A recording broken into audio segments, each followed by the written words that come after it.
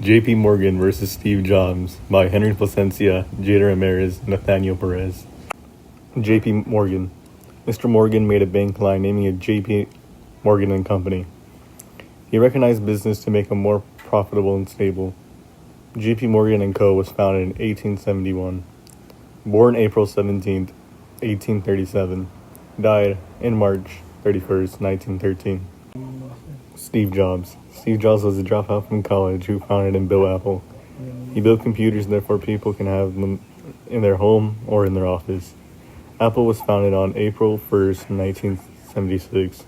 Born February 24th, 1955. Died October 5th, 2011.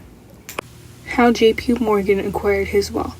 After his father passed away, he acquired his wealth by inheriting his father's banking business, which is where he acquired most of his wealth. How Steve Jobs acquired his wealth. He started off by being a co-founder of Apple, but was later removed for being overly ambitious. Knowing he had good ideas, he became another co-founder of another computer and electronics company called Next. Using the money he acquired from Next, he bought Pixar and coded it using Next, going on to create movies we know and love like Toy Story and Lion King. How J.P. Morgan treated his workers. J.P. Morgan often paid his workers as low as $1, even some days being lower. This low wage was unacceptable, especially considering their working conditions, which could have been described as poor.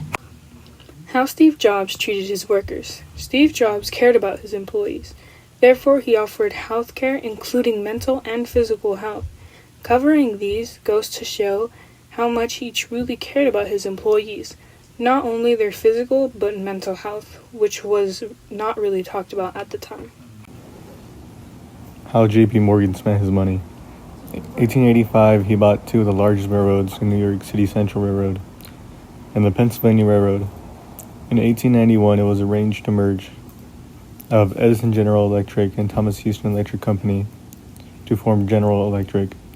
Having financed the creation of the Federal Steel Company in 1898, Morgan in 1901 joined merging it with the giant Carnegie Steel Company. How Steve Jobs spent his money. Jobs spent $5 million on Lucasfilm's computer graphic division. The potential he saw the company later renamed Pixar. Paid off when he sold it to Disney. Later, he created different technologies like the iPod, iPhone, iPad, and other tech. J.P. Morgan's charitability. J.P. Morgan was a philanthropist.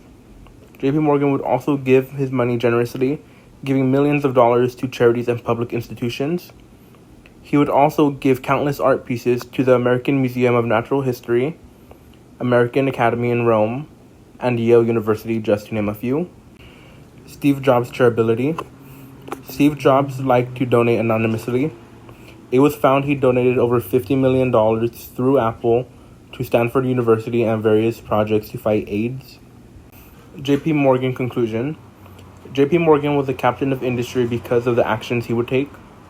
These actions would include putting together smaller companies to make things around the new industries run smoother, as well as it would open a lot of new jobs and opportunities for people. Steve Jobs' conclusion. Steve Jobs was a captain of industry but also had some traits of a robber baron. Steve Jobs would renovate the tech industry with the iPhone and Macintosh computer, but he would also step on a lot of people and other companies to make this happen.